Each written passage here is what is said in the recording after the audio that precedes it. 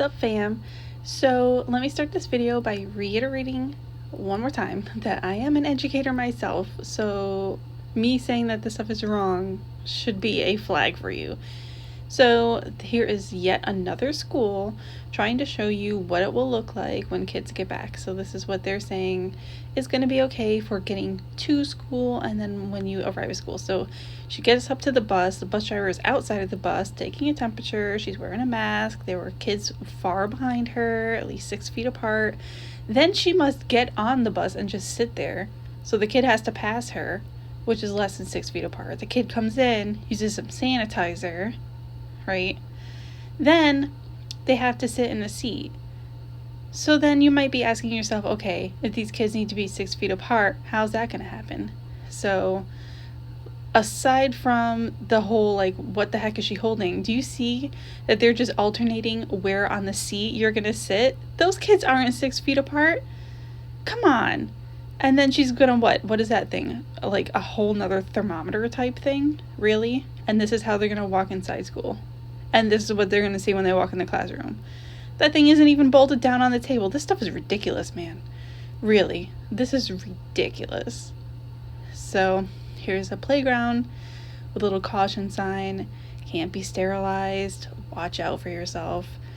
A little joke. Ha ha ha. Can't cut our funding. Meanwhile, teachers are literally like, seriously, you know how much money I spend from my own pocket to be a teacher? And depending on what they do for when we get back, anyway, whatever. Here's something new. So check this out. You remember how many times I have said that they're trying to do stuff to kids?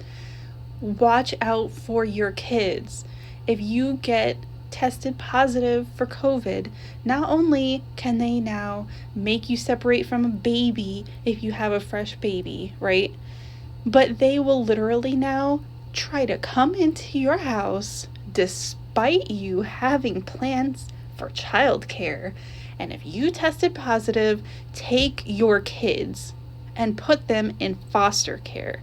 How this is supposed to be helpful at all to kids and families, I really don't know. Don't you think that having kids from different households that may have been exposed to COVID, if they really believe that it's spread person to person, that having kids from different households that have parents that tested positive and putting them together is a bad idea? Why? Like, it doesn't even make, like, their own argument doesn't even make sense. I don't understand how people could not be freaking out over this. Like, this is just, I saw it on passing, this article. It's not even something that people were freaking out about. How are people not freaking out about this? Honestly, this stuff disgusts me. I am disgusted. I can't even, okay? Cannot even. So we're just going to scroll through some stuff and I'm just going to keep talking, because how are you going to say that the tests are coming back with false positives and that they were, like, proven from the CDC to be, like, faulty and stuff, and really, if you get tested positive, they're going to come for your kids? Nah. Nope. Okay, so anyway, sorry I went on that tangent. So we look here at this stuff. It's talking about pedophilia, and we all know they've been trying to normalize that for a long time. Even before I jumped down multiple rabbit holes, I knew they were trying to normalize this crap. The APA has come out with articles trying to be like, oh yeah, pedophilia is okay as long as it's a loving relationship. Ha ha ha, and it can be loving and not damaging. Huh. We all know it can't. Stop trying to mess with our kids, man. Just stop. Anyway, here's just some craziness. It's just really. And again, this ties into the previous article because it's about foster care. So if you honestly think that foster care is a good thing, then I don't know what to tell you. And what's really sad is I wanted to be a foster mom. Like, that was one of my goals when I became a teacher. I was like, okay, I'm going to get a place, excuse me, that's big enough for me to get a foster kid, because I would love to help kids in need. and hasn't been able to come to fruition yet. But it's like, now I know some people who do foster care, and I'm like, wow. Like, the way that it's set up is just set up to cause corruption. Like, someone that I work with, she's a foster mom for someone, and the kids were like, to put it mildly, the fact that they're alive is amazing, okay? And then the court system and the caseworkers and everything else keep trying to put them back with the parents. No. Like, if you saw what happened and you see the hospital reports and the pictures and you know that this is a repeat of, how are you going to put them back with their parents? You think re-educating a parent is really going to help? Like, really? With a certain extent of stuff? Anyway, whatever. The whole system's corrupt. I'm getting off on a tangent. Listen, guys, I'm like really passionate about kids and their safety, and this whole stuff pisses me off. I'm like, the whole thing, it's this is why we're at the end times, honestly, because how are you going to do that to kids?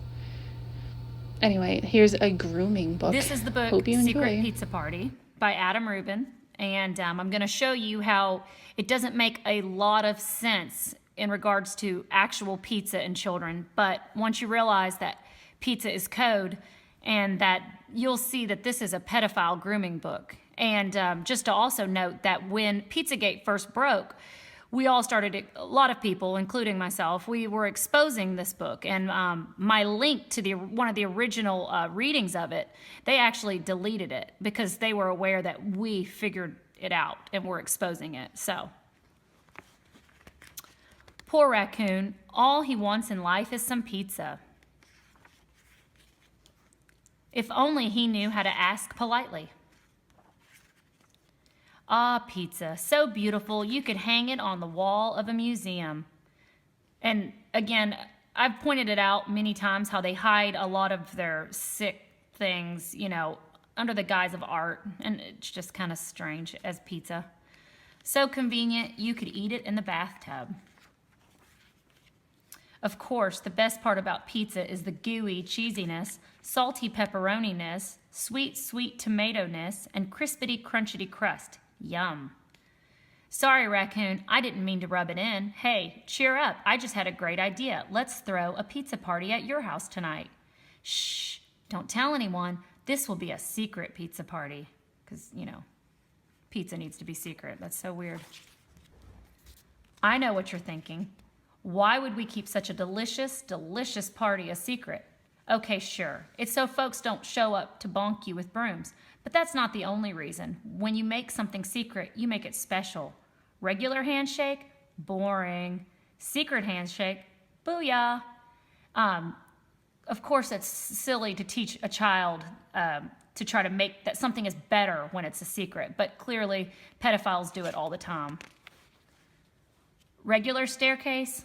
Tiring. Secret staircase? Terrific. Now, this is a book about pizza for children. What in the world is a secret staircase in here? Now, listen to some of the survivors of satanic ritual abuse, and they actually will tell you in their testimonies that the elite, because they were almost always part of an elite abuse, they would talk about them having these secret staircases that were hidden in their mansions. I've heard this so many times, and it's just so strange that it would be in a book about pizza and glorifying, like as if things are better. Regular pizza party, get that raccoon off the table. Secret pizza party, get that raccoon another slice of pizza. He's the guest of honor. So see, they're glorifying the secret pizza party like it's better and making the child feel like they'd be more special and, you know, the center of attention. Hot diggity dog, our pizza party is going to be so much fun. Call the pizza man and tell him to bring over his absolute finest pizza. Hang on a minute. You don't want the delivery guy to know where you live. He might recognize you from the posters and chase you off with a broom. And that's just a funny reference because it's been said for a long time that missing children's posters, milk cartons, and then of course now the internet, that they actually use those pictures as more of like a catalog for the super rich elite in the world. Think, raccoon, think. So now he's in a disguise. Okay now, play it cool. You're just an honest pizza-buying citizen who left his wallet in the car. The pizza man thinks you'll be right back. And see, you'll see the poster and they're encouraging him not to be recognized. Let's go. I've planned the perfect getaway route. Around the broom factory, over the broom enthusiast club, past the raccoon sniffing broom bots. Wait a second, a raccoon sniffing broom bots? Uh-oh. So, I mean, if this was just literally pizza and children, why are you teaching them to steal? Run, raccoon, run like the wind. Phew, we made it. Let's barricade the doors and pop open the pizza box. There's the Pizza Planet reference. Secret pizza party. Oops, I said that kind of loud. Sorry. Pizza smell gives me the happy screams. It just sounds a lot like an orgasm to me. Try not to crunch too loud. Definitely no high-fiving, or music, or dancing. In fact, we better turn off the lights and whisper, just to be safe.